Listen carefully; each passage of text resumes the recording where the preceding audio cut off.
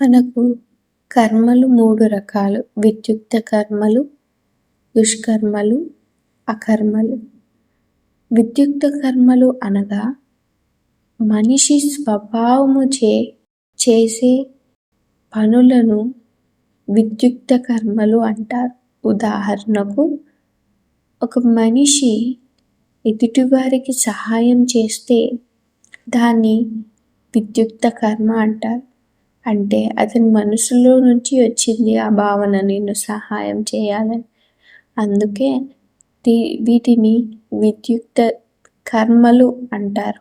దుష్కర్మలు, ఎవరైతే నేను బాగుపడాలి, ఎదుటి వాళ్ళని నాశనం చేయాలి, ఎప్పుడు ఇలాంటి ఆలోచనలతో చెడు పనులను చేస్తాడో ఆ పనులను దుష్కర్మలు అంటారు. అకర్మలు, విద్యుక్త ధర్మములు చేయకుండా ఉండే వాటిని అకర్మలు అంటారు. అంటే అతను సహాయం చేయకుండా, పట్టించుకోకుండా వెళ్ళిపోతే దానిని అకర్మ అంటారు.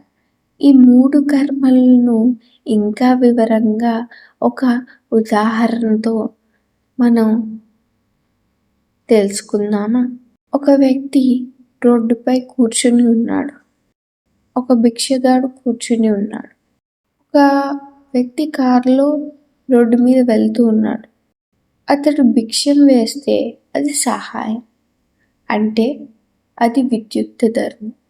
అతడు ఆగి మరి అతన్ని తిట్టి, ఎందుకు నువ్వు రోడ్డుకు అడ్డంగా కూర్చున్నావు అని తిట్టి వెళ్ళిపోయాడనుకోండి, అది దుష్కర్మ.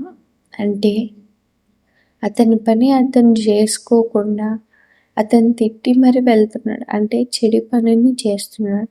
కాబట్టి ఇది దుష్కర్మ. అకర్మ అనగా నాకేం సంబంధం లేదు, నాకెందుకులే అనుకుని అలానే కారులో వెళ్ళిపోయేవాడు చేసే పనిని అకర్మ అంటారు. ధర్మములు 3 రకములుగా విభజించబడినవి. నిత్య కర్మలు, అత్యవసర కర్మలు, కామ్యకర్మలు. నిత్య కర్మలు అనగా మనం రోజువారీ జీవితంలో చేయవలసిన కర్మలు. మనిషి ఎప్పుడు తను చేసే పనిలో ఫలితాన్ని ఆశిస్తాడు. ఎవరైతే ఫలితాన్ని ఆశించకుండా తన పనులను తాను చేసుకుంటూ వెళ్తాడో అతనికి ఖచ్చితంగా అతను అనుకున్న దానికంటే అతను గొప్ప ఫలితాన్ని పొందుతాడు. ఎప్పుడైతే ఒక మనిషి ఫలితం గురించి ఆలోచించుకుంటూ కూర్చుంటాడో అసలు అతనికి ఫలితమే రాదు. అందుకే ఫలాపేక్ష రహితమైన కార్యాన్ని లేదా కర్మను మనం చేయాలి. ఇది దృష్టిలో ఉంచుకొని మన పనులను చేస్తే ఎంత బాగుంటుంది చెప్పండి. అప్పుడు దీనివల్ల మనకు ఫలితమే కాదు, మన మనసు కూడా ప్రశాంతంగా ఉంటుంది.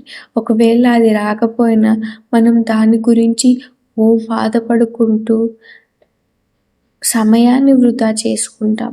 దాని బదులు మనం ఏ ఫలితాన్ని ఆశించలేదనుకోండి, ఒకవేళ దాంట్లో నష్టం వచ్చినా కూడా మనం ఏదైనా తదుపరిగా వేరే పని మొదలుపెట్టినప్పుడు అలాంటి తప్పు చేయకుండా ఉంటాము.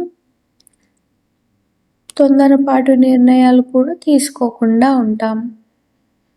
అందుకే ఏ పని చేసినప్పుడైనా ఫలితాన్ని ఆశించకుండా మన కర్మలను మనము సక్రమంగా చేసుకుంటూ ఉంటే ఈ జీవితానికి ఇంతకన్నా ఇంకేం కావాలి చెప్పండి.